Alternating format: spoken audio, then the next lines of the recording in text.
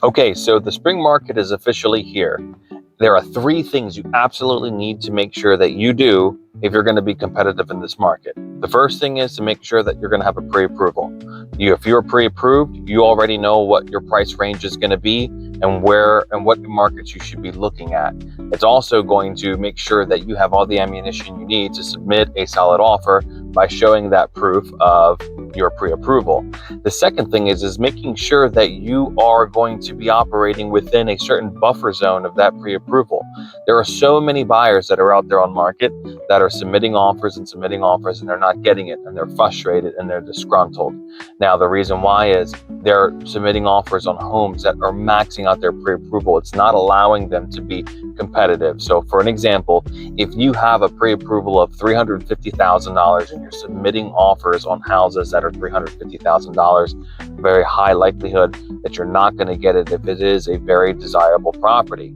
If you have a pre-approval of $350,000, let's look at properties that are $300,000, $320,000, $330,000. Something that is going to give you room to escalate as long as it is within reason and it's not going to risk any appraisal issues. That leads me to the third thing. The third thing is going to be to make sure that you are putting your best foot forward on every offer that you're submitting. If you come across a property that checks every single box and it's going to be that forever home, then make sure that you do everything that you can that the next guy doesn't get it. And multiple ways that you can do that. First is going to be price escalation, like I mentioned before, whether if it's just offering above the asking price, as long as it's within reason and not going to give you an appraisal issue.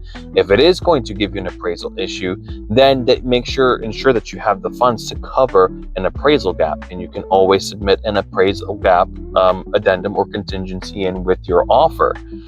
Other ways you can also add some extra perks to your offer is going to be covering transfer taxes or covering your buyer agency costs or anything like that. Even if the seller is offering to cover 2.5% or 3% of the buyer agency, you can offer to say, you know what, we will cover that as buyers. We will pay our agent, and that's going to leave more money in the seller's pocket, making your offer a lot more desirable. So make sure you're pre-approved.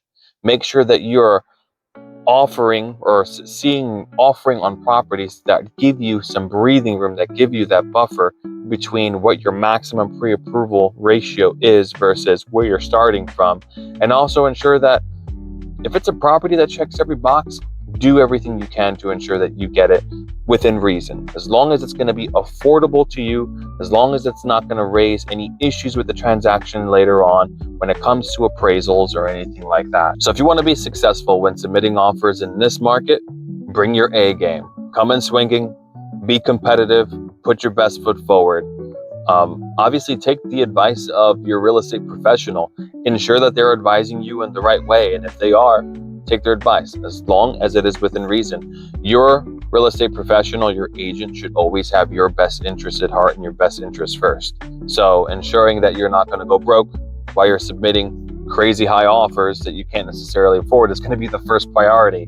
And the second thing is, if it is definitely well within your budget, it is not going to strain you financially, then your agent should be pushing you to make the right choice. Anyway, that's all the advice for today. Thanks for tuning in, and we'll talk at you later. Take care.